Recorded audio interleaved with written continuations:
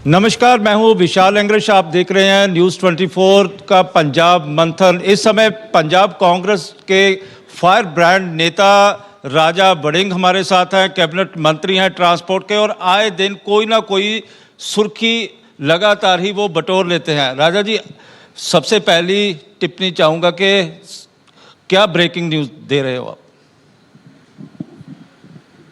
मैं तो कभी ब्रेकिंग न्यूज़ देता नहीं, आप हमेशा कह देते हैं कि मैं ब्रेकिंग न्यूज़ देता हूँ। कल हमने बड़ी प्राप्ति हमारे लिए हुई कि सो कॉल जो पंजाब की सेवा करते रहे लोग, जिन्होंने कहा कि राज नहीं सेवा, जिन्होंने कहा कि महाराजा रंजीत सिंह का राज, तो उन्होंने टैक्स नहीं भरा था बसेस का, यानी कि बादल परिवार ने टैक्स नहीं भरा था। तो कल हमें 12 करोड़ रुपया उनसे मिला है, ऑर्बिट एविएशन से मिला है, डब वाली ट्रांसपोर्ट, जिनके मालिक बादल परिवार हैं। तो मैं समझता हूं कि ये हमारे लिए एक बड़ी प्राप्ति है। तो आए दिन कहीं ना कहीं हम देख भी रहे हैं कि रात को आप बसेस चेक कर रहे हो, सुबह भी निकल जाते हो बसेस, और जो घाटे का सौदा कहा जाता था, धीरे धीरे वो बातें पटड़ी पर आनी शुरू हो गई हैं, और ये भी चर्चा है कि 1 करोड़ रुपए की आमदन भी शुरू हो गई है। जी बिल्कुल, जिस दिन से मैंने संभाला ये ट्रांसपोर्ट मंत्रालय, उस दिन से मैंने प्रेस कॉन्फ्रेंस के जरिए भी आपको बताया सब लोगों को कि 1 करोड़ 4 लाख रुपए का हर रोज का रेवेन्यू हमें बड़ा है। उसके पीछे बहुत से कारण रहे। हमने आते ही बहुत सी बसेस जो इलीगल्स चलती थी, आज भी हमारे पास 350 के ऊपर जो बसेस है इंपाउंडेड हैं, जो बिना टैक्स के 1 नंबर पे 4 विदाउट परमिट्स चल रही थी। तो वो भी एक बड़ा कारण रहा। 1 करोड़ रुपए का जो हमें रेवेन्यू बढ़ा है, और इसके साथ साथ हमने काफ़ी कुछ और भी करने की कोशिश की। 842 बसेस के नए ऑर्डर दिए हैं, 400 करोड़ रुपया लगाकर हम पूरे बस स्टैंड्स की रेनोवेशन कर रहे हैं, नए कुछ बस स्टैंड्स बना रहे हैं। लेकिन ये बहुत बड़ा माफिया था जो ट्रांसपोर्ट माफिया है, तो इसको धीरे धीरे मैं समझता हूं कि काफ़ी इसमें सुधार आया है। एक बड़ी दिक्कत थी कि मल्टीपल एक्सटेंशन की बात होती थी। मैं बताना चाहता हूं आपके शो में यहाँ पर कि जस्टिस सूर्यकांत का फैसला, हाई कोर्ट के जज हुआ करते थे, सुप्रीम कोर्ट चले गए, 2012 में फैसला आया कि मल्टीपल जो एक्सटेंशंस है वो रद्द होनी चाहिए। That is about 1 lakh kilometre, 1 lakh kilometre की मल्टीपल एक्सटेंशन थी। और उसके बाद सुप्रीम कोर्ट ये एक फैसला गया, सुप्रीम कोर्ट ने भी इसके ऊपर मोहर लगा दी कि ये जस्टिस सूर्यकांत ने जो फैसला किया है बिल्कुल जायज किया है। मल्टीपल एक्सटेंशन लोगों को शायद समझ नहीं आए मैं क्या कहना चाहता हूं। अगर ओरिजिनल रूट लुधियाना से समराला का है, उसके बाद हम 24 किलोमीटर मोटर व्हीकल एक्ट के अंदर हम उसके आगे जा सकते हैं कि लुधियाना टू समराला 24 किलोमीटर, उसके बाद 24 किलोमीटर हम एक एक्सटेंशन ले सकते हैं। That is the legalise.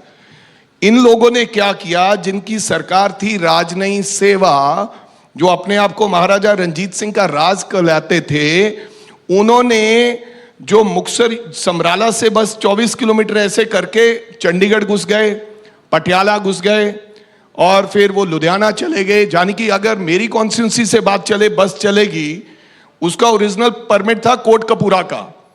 24 kilometre करते करते करते करते वो पंजाब के हर शहर में घुस गए जहां उनको मुनाफा लगता था। लेकिन बात यह भी है कि आपके साथियों की भी बसेज हैं, वो कहा जा रहा है कि बैंडेटा, आप सीधी सीधी पॉलिटिक्स कर रहे हो, बैंडेटा के तहत ही आपने डिम्पी ढिल्लों के सारे जो परमिट थे वो रद्द कर दिए। तो मेरे पास ये अधिकार है, जो व्यक्ति टैक्स नहीं भरेगा, those who are not paying the tax, मैंने सरकार बनने के बाद मैंने उन लोगों को मौका दिया कि आप टैक्स भरें। मैंने उनकी बस इंपाउंड की, ना कि परमिट कैंसिल किए। लेकिन वो कह रहे हैं कि मैंने चुनाव लड़ना है इसलिए मुझे बैंडेटा। मैं वही विशाल जी आपको बताना चाहता हूं कि मैंने 2 महीने का समय हो गया करीब मंत्री बने हुए, मैंने सबको कहा कि भैया टैक्स भरें। उनकी बसेस मैंने इंपाउंड की, मैंने कहा कि बस आपकी इंपाउंड है, आप टैक्स भरें। फिर वो हाई कोर्ट चले गए। हाई कोर्ट में उन्होंने कहा कि हमारे को इंस्टॉलमेंट कर दीजिए, इंस्टॉलमेंट्स। हमने कहा कि इंस्टॉलमेंट नहीं होगी, आप हमें लमसम अमाउंट जो हमारा अमाउंट बनता है दीजिए। हाई कोर्ट ने भी फैसला हमारे हक में दिया। हाई कोर्ट में जाने के बाद, फैसला होने के बाद 21 दिन बाद मैंने बादल की बसें और जो मेरे ऊपर इल्जाम लगा रहे हैं उनकी बसें के परमिट्स रद्द कर दिए। और उसका फायदा क्या हुआ, जब मैंने रद्द किए परमिट्स तब मेरे को 12 करोड़ रुपया आया है। लेकिन ये भी ये भी कहा जा रहा है कि जो कांग्रेस के विधायक हैं या कांग्रेस के कार्यकर्ता हैं, उनकी बसें धड़ल्ले के साथ पंजाब की रोड्स के ऊपर चल रही हैं, आप उनके ऊपर कोई कार्रवाई नहीं कर रहे हैं। मैं आपको मेरे 2 एमएलए, एक मेंबर ऑफ पार्लियामेंट है, उसका नाम है जसबीर सिंह डिम्पा जी, और एक हमारे एमएलए है बाबा हेनरी जी, जलंधर से हैं, विशाल जी। तथ्यों के आधार पर बात तो करनी पड़ेगी। अगर कोई ऐसे बोलेगा वेंडेटा तो फिर गलत बात है। मौजूदा जो कांग्रेस के विधायक हैं, मौजूदा जो कांग्रेस के पार्लियामेंट मेंबर हैं, मैंने उनकी बसें भी रद्द कर दी परमिट में। मैंने उनकी भी, अगर विदाउट टैक्स थी, उनके भी परमिट रद्द कर दिए गए हैं। ना केवल उन लोगों के जिन्होंने पंजाब को लूटा, लेकिन मैंने तो अपने विधायक और मेंबर ऑफ पार्लियामेंट का भी रद्द कर दिए। ये और इसका मैं आपको वेंडेटा, आप सबको एक बड़ी खूबसूरत बात है, मैं आपको बताना चाहता हूं, आप सुनेंगे तो हैरान होंगे। हमारी सरकार ने, इसी सरकार ने, आपकी कौन सी सरकार ने? कांग्रेस सरकार जो अभी वाली या पुरानी? अब पुराने वाली की बात कर रहा हूं। अमरिंदर सिंह की सरकार ने इन लोगों को कोविड में टैक्स माफ कर दिया, 100 करोड़ का टैक्स, जानी कि खाली बादल परिवार को 14 करोड़ का फायदा हुआ। वेंडेटा तब कहां था? 14 करोड़ का। और कोविड में ना दिहाड़ी करने वाले को, ना बूट बनाने वाले को, ना किसी दुकानदार को हमारी सरकार, यानी कि कैप्टन अमरिंदर सिंह की सरकार ने 1 रुपए का फायदा नहीं दिया। 2020 का साल जो था, 100 करोड़ रुपया हमने सो कॉल्ड बस माफिया को माफ कर दिया।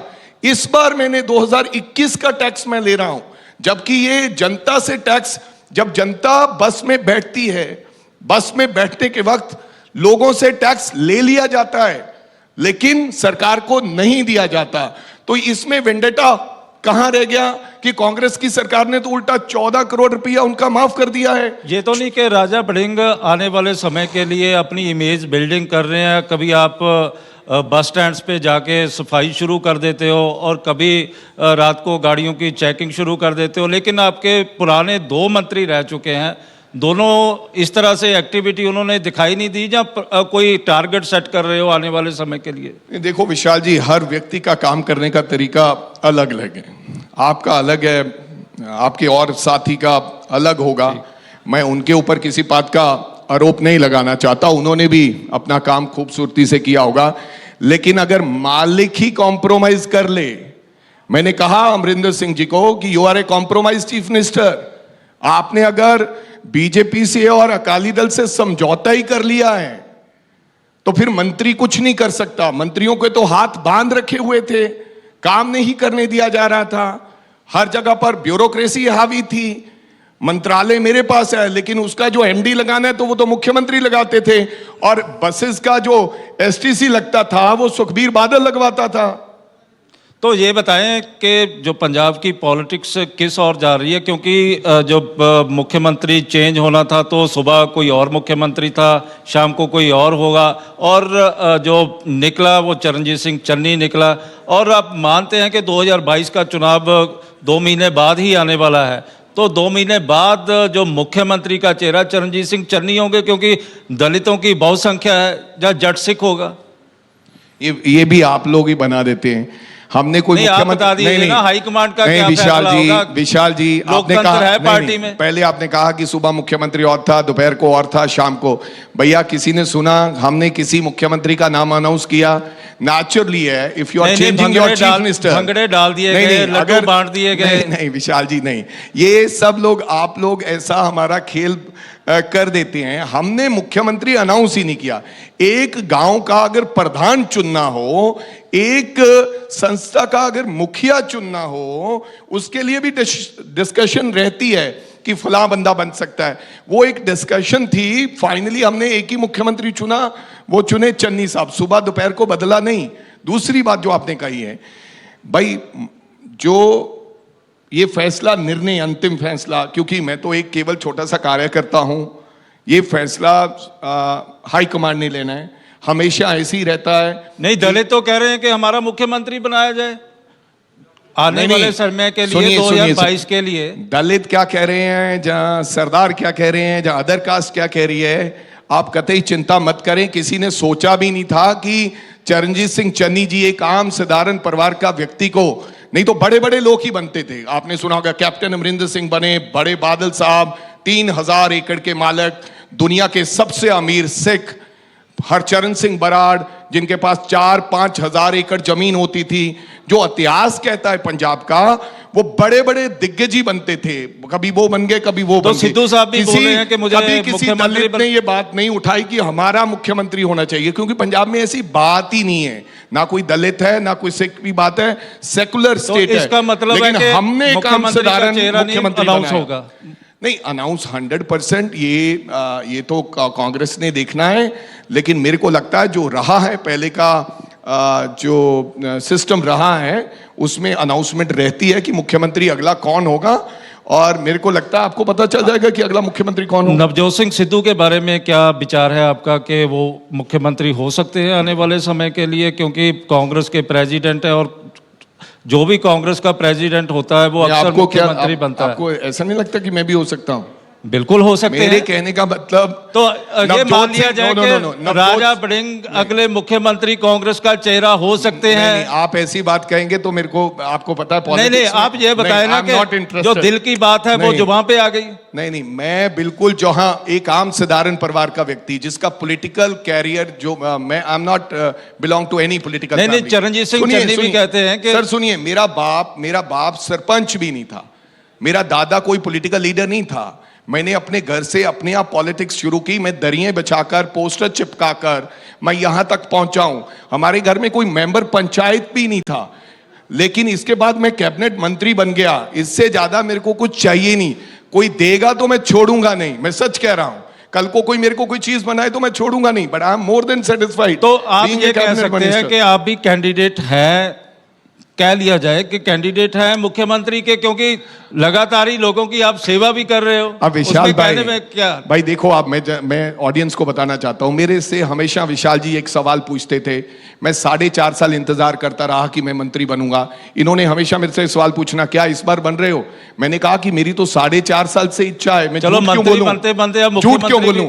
मैं अब भी कह रहा हूं कि बंदे की इच्छाएं तो रहती है, सपने तो रहते हैं, लेकिन जहां तक मैं पहुंच चुका हूं, I am more than satisfied. आगे अगर ऐसा कहीं मौका मिला तो कौन छोड़ने वाला है, लेकिन मैं सेटिस्फाइड हूं। जहां तक आपने सिद्धू साहब की बात कही, सिद्धू साहब ऐसे डायनेमिक लीडर है हमारे पास, उनकी पूरे देश में बात है, लोग उनकी बात करते हैं, लोग उनको सुनना चाहते हैं, लोग ये कहते हैं कि ये सच्ची बात करते हैं, बेशक अपनों के खिलाफ हो, उनके खिलाफ भी बोल देते हैं, बिना किसी पद की परवाह किए हुए, बिना किसी पोस्ट की परवाह किए हुए। तो मैं समझता हूं कि सिद्धू साहब और चन्नी साहब का जो दोनों का आपस का मेल होगा, ये पंजाब की बेहतरी के लिए होगा और जनता की बेहतरी के लिए और नए पंजाब की बेहतरी के लिए। बिल्कुल बेहतरी के लिए होगा। आज करतारपुर साहब में जाके मुख्यमंत्री अरदास भी कर रहे हैं और नवजोत सिंह सिद्धू यहाँ बैठ के अरदास कर रहे हैं, आप उनको लेके ही नहीं गए। अब लड़ा दो हमें, आपका तो काम है ये लड़ाना। अगर नहीं लड़ाओगे तो सुनिए, मैं भी जाने वाला था।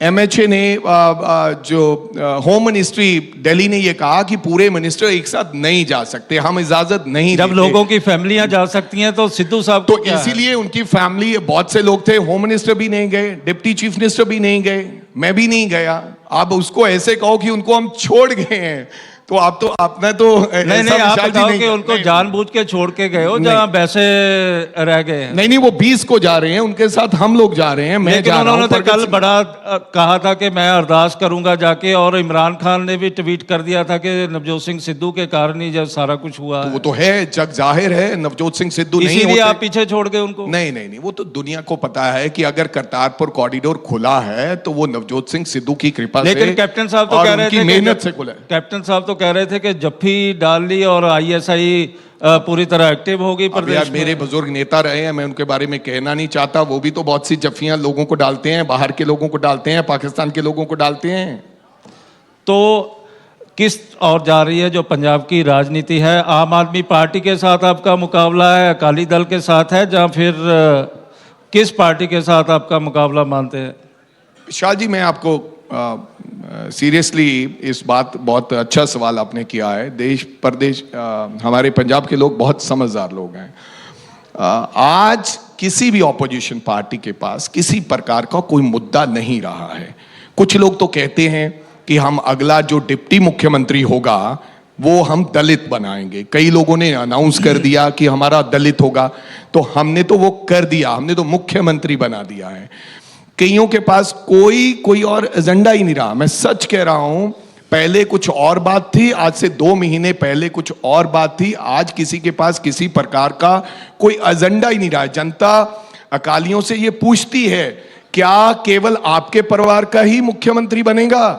25 साल से आप बन रहे हो, 5 बार सरदार प्रकाश सिंह बादल प्रदेश के मुख्यमंत्री रह चुके हैं, इस बार भी क्या उनका बेटा ही बनेगा अगर हम आपको वोट डालते हैं? क्या आप में इतना बड़ा दिल है कि कोई आम साधारण परिवार का व्यक्ति मुख्यमंत्री होगा? आप ये कह सकते हैं? नहीं। अच्छा, राजा जी, सेम आम आदमी पार्टी जो भगवंत मान थे, उनको कब से दिया हुआ काम कि आप अगला मुख्यमंत्री भगवंत मान जी को लगता है मैं बनूंगा, आज तक वो डिसाइड नहीं कर सके। उनके लोग विधानसभा में, उनके चुने हुए एमएलए ये खड़े होकर कह दें कि आम आदमी पार्टी तो केवल नाम की है, आम आदमी का काम चरणजीत सिंह चन्नी कर रहे हैं। एक एमएलए विधानसभा में आम आदमी पार्टी का चुना हुआ, उनकी सीट से जीता हुआ, उठकर हमारी तरफ आ जाता है और कहता है कि सही आम आदमी तो चन्नी बना है हमारी पार्टी में, तो मुद्दा नहीं है। लेकिन आपके प्रधान कह रहे हैं कि लॉलीपॉप दे देते हो, लॉलीपॉप पे विश्वास ना करो। उनकी वीडियो भी वायरल हो रही है और कह भी रहे हैं कि मैं आपको बताऊंगा लोगों को, अनएम्प्लॉयड को, कि किसको वोट डालनी है, पंजाब को डालनी है या किसको डालनी है। कांग्रेस का वो नाम नहीं लेते। और इसी तरह आपने जब सत्ता में 2017 में आए थे तो घर घर रोजगार का वायदा किया था नौजवानों के साथ। आज नौजवान सारा विदेश की ओर रुख कर रहा है। बिल्कुल, जो लॉलीपॉप की बात कही है प्रधान जी ने हमारे लिए नहीं की होगी, अध्यक्ष जी ने। आप जरा उसको जरा वीडियो को दोबारा सुन लीजिए। लॉलीपॉप दूसरी पार्टियों की बात की होगी, जो नौकरी की बात जो हमने वादे की। कांग्रेस की बात तो कर सकते थे कि कांग्रेस को वोट डालो। पंजाब को वोट डालने का मतलब क्या? आप विशाल भाई, आप तो इतने समझदार हैं, आप तो रोजाना माहिर हैं पॉलिटिशियनों को घेरने में, लेकिन कांग्रेस पार्टी का अध्यक्ष जो कहता है कि मेरी ता जिंदगी इस खून, अब ये कांग्रेस पार्टी के लिए है जो मेरे शरीर में खून है, तो वो किसके लिए वोट मांगेगा? उसका केवल मंच से बोलना कांग्रेस को वोट डालेगा। आज मैं, कई लोग कहते हैं कि यार राजा जी आए थे प्रचार करने के लिए लेकिन वोट नहीं मांग के गए। भैया, मैं कांग्रेस पार्टी के कैंडिडेट के लिए जब आया हूं तो बट ऑब्वियस उसका मतलब क्या है कि मैं कांग्रेस के लिए आया हूं तो कांग्रेस के लिए वोट मांग रहा हूं। मेरे सहयोगी हैं रमन जी कुछ पूछना चाहते हैं आपसे। राजा साहब, आप यूथ कांग्रेस के अध्यक्ष जब थे तो उस वाकया का जिक्र मैं इसलिए करना चाहता हूं कि यहाँ पे बहुत सारे ऑडियंस हैं जिनको पता नहीं होगा कि इफ्तार पार्टी थी अशोका होटल में और सोनिया गांधी, नीतीश कुमार, उस वक्त नीतीश कुमार मुख्यमंत्री थे बिहार के। रमन जी माइक ऊपर कर लीजिए। जब आप प्रणाम करने के लिए आए, विश करने के लिए आए कांग्रेस अध्यक्ष और मुख्यमंत्री को, तो सोनिया गांधी ने कहा कि ये हमारे यूथ कांग्रेस के अध्यक्ष हैं। तो उन्होंने बोला कि आजकल तो यही दिखते हैं, जो दिखता है वो बिकता है। तो आपने ये बात मुझसे कही कि मुझे बहुत फक्र हुआ इस बात का कि हमारे कांग्रेस अध्यक्ष नीतीश कुमार के सामने मेरी तारीफ कर रही हैं। अभी आपने कहा कि मैं 4.5 साल से इंतजार कर रहा था कि मंत्री बनूं, तो ऐसी क्या बात थी कि आपकी काबिलियत को नकारते हुए कैप्टन अमरिंदर सिंह ने आपको मंत्रिमंडल में जगह नहीं दी या कोई बड़ी जिम्मेदारी नहीं दी? उसका कारण ये था रमन जी कि मैं जहां से मैं आता हूं उसी जिले से बादल जाते हैं। जहां से मैं चुनाव लड़ता हूं वहां से प्रकाश सिंह बादल खुद 4 बार गिदड़बा से चुनाव लड़े हैं, बड़े बादल। और मेरी कॉन्स्टिट्यूंसी और उनकी कॉन्स्टिट्यूंसी आपस में मिली हुई है। मैं पार्लियामेंट भी हरसिमरत जी के खिलाफ लड़ा और मात्र केवल 20,000 वोटों से मैं पार्लियामेंट हार गया। अमरिंदर सिंह जी चाहते थे कि अगर ये आएगा तो उनके साथ जो समझौता था वो टूट जाएगा। जो उन्होंने कहा कि जो बंदे नहीं चाहिए कैबिनेट में, जो नहीं चाहिए, उन्होंने वो अपनी दोस्ताना वो जो कॉम्प्रोमाइज था वो निभाने का काम किया।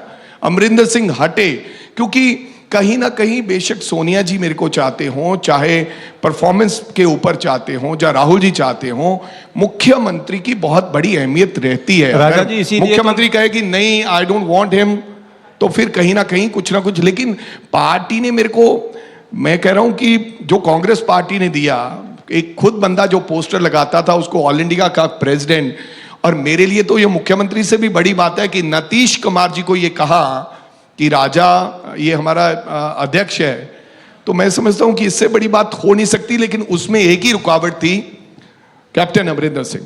इन्होंने रोका, इन्होंने कहा कि राजा नहीं बनेगा जब तक ये रहे। मैं नहीं बना, जब ये चले गए तो मैं बन गया।